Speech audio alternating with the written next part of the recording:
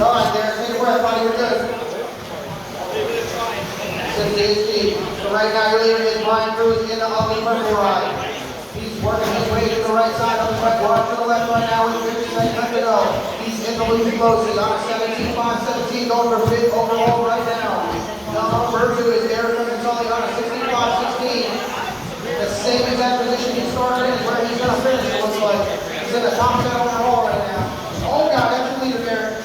Thank you. Now you're falling, buddy. Brian got to get used to driving the garbage can. All right, so as we come around on the right side is your 1 and 2 drivers working together, trying to make the punch out. Oh, Marshall! Thank you, Paul. Good Marshall, Paul. Good Marshall. Get that double, Marshall. 5 seconds remaining.